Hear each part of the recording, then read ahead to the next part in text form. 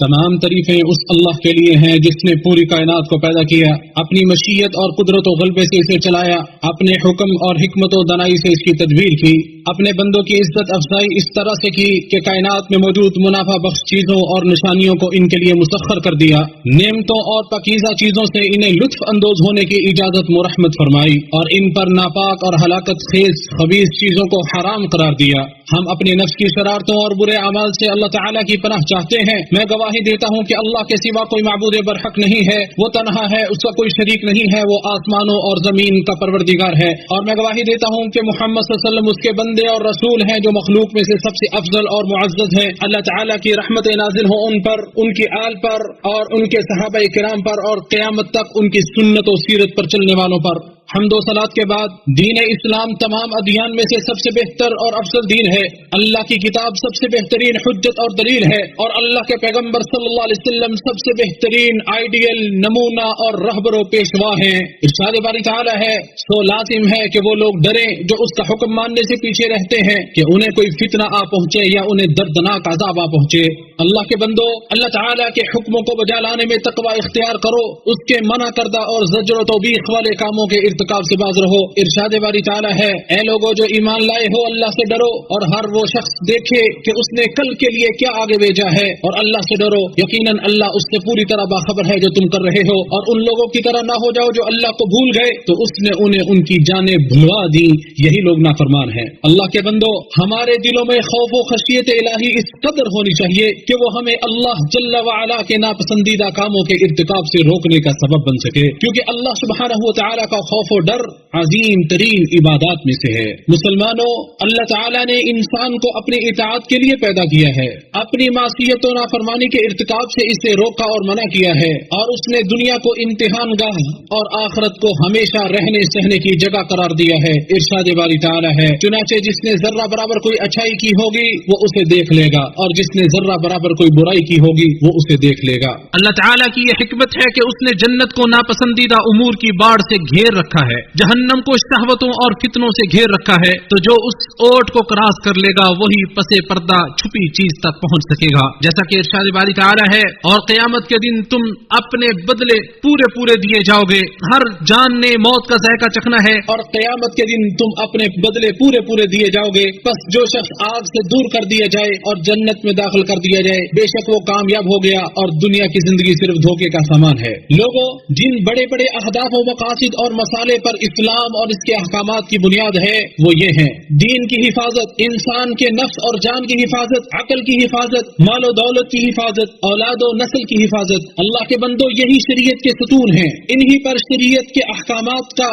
دار و مدار ہے، انہی کے ذریعے کسی چیز کا حکم، اسباب اور علتیں معلوم کی جاتی ہیں، اور معتبر مسئلتوں اور قابل لحاظ اہداف کی تعیین کی جاتی ہے۔ اور جب اسلام نے انہی مقاصد کے اہتمام اور حفاظت کے لیے احکام مقرر کیے ہیں تو پھر ہر وہ عمل جو ان مقاصد کے ٹکرائے یا ان کی دھجیاں اڑائے تو اس کا شمار بڑے بڑے جرائم اور حرام کردہ اشیاء میں سے ہوگا، اور وہ ہلاکت خیز اور تباہ کن اعمال میں گنا جائے گا، نیز اسے زمین پر سرکشی اور فساد کے مترادف سمجھا جائے گا۔ اور سن لیجیے، اس سے بڑی مصیبت اور آزمائش کیا ہوگی، اس سے بڑی سخت کرب و قلق اور آفت کیا ہوگی، اس سے بڑھ کر پریشانی اور حواس باختگی کیا ہوگی، اور اس سے بڑی سزا و مصیبت کیا ہوگی کہ انسان اپنی ہی جان کا دشمن بن جائے، اپنی ہی صحت و عقل کو خراب کرنے کے درپے ہو جائے، اپنے ہی مال کو ضائع اور برباد کر دے، اپنی عزت و آبرو کو داؤ پر لگا دے، اپنے اہل و عیال، دین اور عمر کو ضائع کر بیٹھے، معمولی سی قیمت پر اپنے نفس کا سودا کر لے، پھر ان کے بدلے میں خبیث و ناپاک اشیاء کی جڑ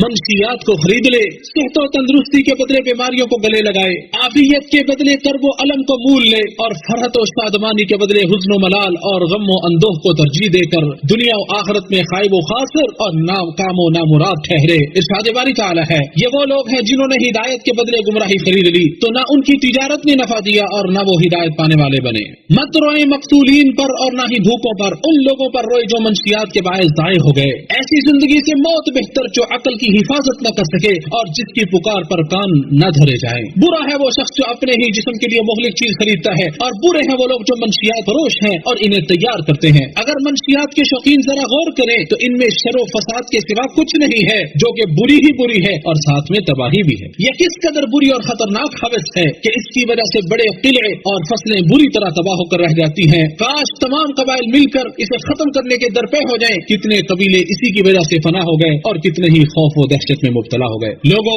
نشہ آور چیزیں قاتل و مہلک ہتھیار ہیں، تباہ کن دشمن ہیں جو صحت و تندرستی، عقل و شعور اور احساس و ادراک کو برباد کر دیتی ہیں اور نشہ کرنے والے شخص کو ہلاکت و تباہی کے دہانے پر کھڑا کر دیتی ہیں۔ دشمنوں نے اس اسلحے کو استعمال کیا، گھات لگائے بیٹھے بددیانت لوگوں کو اپنا حلیف بنایا، احمق و نادان لوگوں کو اپنا معاون و مددگار اور دوست بنایا۔ چنانچہ یہ لوگ اس کام کے لیے خوب بھاگ دوڑ کرتے ہیں، اس کی ترویج کرتے ہیں، بڑھ چڑھ کر اس کی تجارت کرتے ہیں تاکہ لوگوں کی عقلوں کو خراب کر سکیں، ان کے مستقبل کو تباہ و برباد کر سکیں، دینی اقدار و روایات اور اخلاقیات کو جنازہ نکال سکیں۔ لہذا اس معاملے کو پوری سنجیدگی کے ساتھ لینا ہمارے لیے از حد ضروری ہے اور ان کے کلی خاتمے کے لیے متعلقہ اداروں کے ساتھ تعاون کرنا ہمارے واجبات میں سے ہے، جیسا کہ ارشاد باری تعالیٰ ہے، اور نیکی اور تقوی پر ایک دوسرے کی مدد کرو اور گناہ اور زیادتی پر ایک دوسرے کی مدد نہ کرو اور اللہ سے ڈرو، بے شک اللہ بہت سخت سزا دینے والا ہے۔ اللہ کے بندو، اللہ تعالیٰ نے نیکی کا حکم کرنے اور برائی سے روکنے کو دین اسلام کے واجبات میں سے قرار دیا ہے اور دنیاوی مسلطوں اور عقل کے تقاضوں میں اسے شامل کیا ہے۔ چنانچہ نشے کے رسیہ لوگوں پر پردے ڈالنا اور ان کے عمل پر خاموشی اختیار کرنا عظیم ترین برائیوں اور گناہوں میں سے ہے،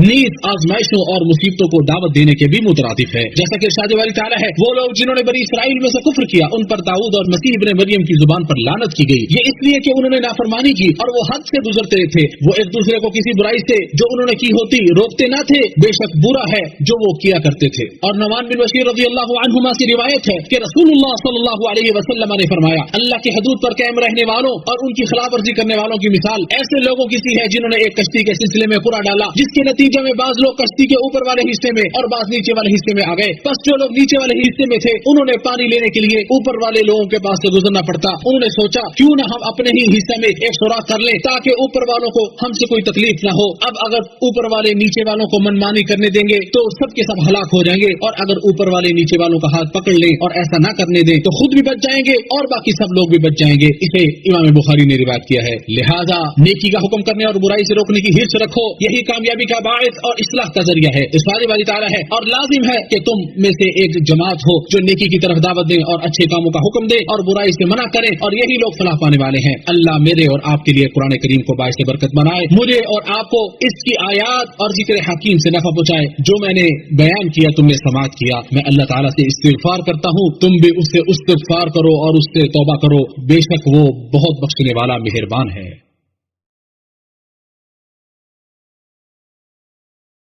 تمام تعریفیں اللہ عز و جل کے لیے ہیں جس نے اپنی طرف رجوع کرنے والوں کے لیے توبہ کا دروازہ کھولا، اپنی طرف پلٹنے والوں کے لیے بہترین ٹھکانہ اور آرام گاہ بنائی، اور اپنی عبادت میں زندگی بسر کرنے والوں کے لیے گھنے سائے بنائے۔ اب جو چاہے اپنے پروردگار کی طرف جانے کا راستہ اختیار کر لے۔ میں اللہ تعالیٰ کی تعظیم و توقیر بجا لاتے ہوئے یہ گواہی دیتا ہوں کہ اس کے سوا کوئی معبود برحق نہیں، وہ تنہا ہے، اس کا کوئی شریک نہیں، اور میں گواہی دیتا ہوں کہ محمد صلی اللہ علیہ وسلم اس کے بندے اور رسول ہیں، وہی بطور رہبر و پیشوا اور مرشد و رہنما کے کافی ہیں۔ بہت زیادہ درود و سلام نازل ہوں ان پر، ان کی آل پر اور ان کے تمام اصحاب پر۔ اللہ کے بندو، منشیات دور حاضر کی ایک بہت بڑی آفت و مصیبت ہے جو عقل کو برباد اور جسموں کو تباہ کر دیتی ہے، دین کی راہ پر چلنے سے روکتی ہے اور ایمان میں کمزوری پیدا کر دیتی ہے۔ بس یہ شیطان کے ناپاک ہتھ کنڈوں میں سے ہے اور رحمان کی بہت ناپسندیدہ ہے۔ ارشاد باری تعالیٰ ہے، لہذا ان سے بچو تاکہ تمہیں فلاح حاصل ہو۔ اے منشیات کے خوگر انسان، کیا ابھی وہ وقت نہیں آیا ہے کہ تم اللہ کا خوف کھاؤ؟ کیا ابھی وہ وقت نہیں آیا کہ تم دوسروں سے عبرت پکڑو؟ کیا ابھی وہ وقت نہیں آیا کہ عقل و ہوش کے ناخن لو اور سیدھے کاموں کی طرف لوٹ آؤ؟ کیا ابھی وہ وقت نہیں آیا کہ تم توبہ کر لو؟ کیا اب بھی وہ وقت نہیں آیا کہ تم اپنی ضلالت و گمراہی کو مکمل ترک کر کے اللہ کی طرف پلٹ آؤ؟ ارشاد باری تعالیٰ ہے، کہہ دے اے میرے بندو جنہوں نے اپنی جانوں پر زیادتی کی، اللہ کی رحمت سے نا امید نہ ہو جاؤ، بے شک اللہ سب کے سب گناہ بخش دیتا ہے، بے شک وہی تو بے حد بخشنے والا نہایت رحم کرنے والا ہے۔ اور اپنے رب کی طرف پلٹ آؤ اور اس کی مطیع و فرمانبردار بن جاؤ، اس سے پہلے کہ تم پر عذاب آ جائے، پھر تمہاری مدد مدد نہ کی جائے گی، اور سب سے اچھی بات کی پیروی کرو جو تمہارے رب کی جانب سے تمہاری طرف نازل کی گئی ہے، اس سے پہلے کہ تم پر اچانک عذاب آ جائے اور تم سوچتے بھی نہ ہو۔ ایسا نہ ہو کہ کوئی شخص کہے ہائے افسوس اس کوتاہی پر جو میں نے اللہ کی جناب میں کی، اور بے شک میں تو مذاق کرنے والوں میں سے تھا، یا کہے کہ اگر واقعی اللہ مجھے ہدایت دیتا تو میں ضرور پرہیزگاروں میں شامل ہو جاتا، یا کہے جب وہ عذاب دیکھے کاش واقعی میرے لیے ایک بار لوٹنا ہو تو میں نیک عمل کرنے والوں میں شامل ہو جاؤں۔ افسوس ہے اس شخص پر جس نے منشیات کی عادت ڈال کر اپنے نفس پر ظلم کیا اور توبہ نہیں کی، جبکہ اللہ تعالیٰ نے تو اس کے لیے توبہ کا دروازہ کھلا رکھا ہے۔ افسوس ہے اس شخص پر جس نے اپنی آنکھوں سے نشیڑی لوگوں کے بھیانک انجام کو دیکھا اور ان پر نازل ہونے والی شقاوت و بدبختی کا مشاہدہ کیا، لیکن ان سے عبرت و نصیحت حاصل نہیں کی۔ مسلمانوں، تم سب نگران اور سرپرست ہو، اور تم سے اپنے ماتحت لوگوں کے بارے میں باز پرس کی جائے گی، لہذا اپنے ماتحت لوگوں کے بارے میں اللہ سے ڈرو، کیونکہ وہ تمہاری گردنوں میں بطور امانت کے ہیں۔ ارشاد باری تعالیٰ ہے، اے لوگوں جو ایمان لائے ہو، اللہ اور اس کے رسول کی خیانت نہ کرو، اور نہ ہی اپنی امانتوں میں خیانت کرو جبکہ تم جانتے ہو، اور یہ جان لو کہ کل قیامت کے دن اللہ تعالیٰ کی بارگاہ میں تم سب سے ان کے متعلق پوچھا جائے گا۔ وہ سب تمہارے خلاف گواہی دیں گے اور ان کی گواہی لکھی جائے گی اور ان سے باز پرس کی جائے گی، اور اللہ رب العالمین ایسے شخص پر جنت کو حرام کر دیتا ہے جو اپنے ماتحت لوگوں کے ساتھ خیانت کرتا ہے اور ان سے متعلق جو اس کی ذمہ داری سونپی گئی ہے وہ اسے پورا نہیں کرتا۔ کتنے ہی ایسے والد اور باپ ہیں جو اولاد سے متعلق اپنی ذمہ داریوں کو ادا کرنے میں کوتاہی برتتے ہیں، اور جب وہ بری صحبت کا شکار ہو جاتے ہیں اور منشیات کے عادی بن جاتے ہیں تو پھر اس وقت وہ کفے افسوس ملتے ہیں، جبکہ اس وقت پچھتاوا اور افسوس و ندامت ان کے کوئی کام نہیں آتی۔ کتنے ہی ایسے باپ ہیں جو اپنی اولاد کی تربیت سے غافل رہتے ہیں، انہیں ہوش تب آتا ہے جب دشمن اور برے ساتھی انہیں اپنے نرغے میں لے لیتے ہیں، وہ خواہشات نفس کے غلام بن چکے ہوتے ہیں، ہلاکت و تباہی کی گہری کھائی میں گر چکے ہوتے ہیں اور ان کے احاطہ کنٹرول سے باہر نکل چکے ہوتے ہیں۔ کسی آدمی کے گناہگار اور مجرم ہونے کے لیے اتنا ہی کافی ہے کہ وہ اپنے اہل و عیال کو ضائع و برباد کر بیٹھے۔ ارشاد باری تعالیٰ ہے، اے لوگوں جو ایمان لائے ہو، اپنے آپ کو اپنے گھر والوں کو اس آگ سے بچاؤ جس کا ایندھن لوگ اور پتھر ہے، اس پر سخت دل مضبوط فرشتے مقرر ہیں جو اللہ کی نافرمانی نہیں کرتے، جو وہ انہیں حکم دے اور وہ کرتے ہیں جو وہ حکم دیے جاتے ہیں۔ یہ لوگوں، یقیناً مملکت سعودی عرب کا نظام شریعت اسلامیہ کے نفاذ، امن و استحکام کے ستون قائم کرنے، سرحدوں کی حفاظت کرنے، عدل و انصاف کے جھنڈے گاڑنے اور اس کی جڑوں کو مضبوط کرنے پر قائم ہے، اور مملکت سعودی عربیہ اس بات کے لیے کوشاں ہے کہ منشیات اور نشہ آور چیزوں جیسی ہر اس چیز کا خاتمہ کیا جائے جو امن و استحکام کو متزلزل کرے اور جو دین اور اخلاقی روایات و اقدار کو ٹھیس پہنچائے۔ منشیات سے لڑنے والے مخصوص ادارے منشیات سے لڑنے اور انہیں ختم کرنے کے لیے بہت زیادہ محنت اور دوڑ دھوپ کر رہے ہیں۔ اللہ ان کی کوششوں کو قبول فرمائے اور اس ملک کو اپنی حفظ و امان میں رکھے، خصوصی اس کی نگرانی فرمائے،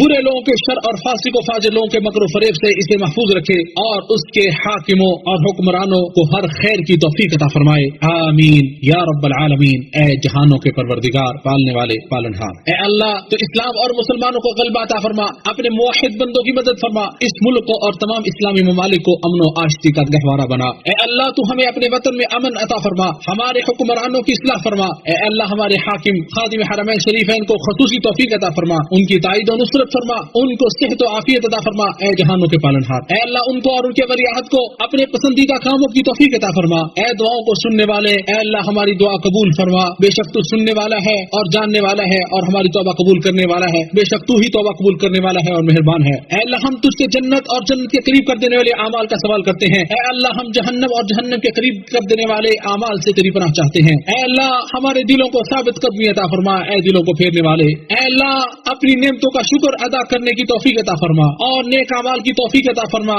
اے اللہ ہماری اولادوں کی اصلاح فرما، اے اللہ ہماری اولادوں کی اصلاح فرما۔ اے اللہ ہم تیری طرف توبہ کرتے ہیں اور بے شک ہم مطیع و فرما بردار ہیں۔ اے اللہ ہماری دعا کو قبول فرما، اے اللہ ہمیں دنیا و آخرت میں خیر و بھلائی عطا فرما اور جہنم کے عذاب سے ہمیں محفوظ فرما۔ اے اللہ نبی کریم صلی اللہ علیہ وسلم پر درود و سلام نازل فرما، ان کی آل پر اور تمام کے تمام صحابہ کرام پر۔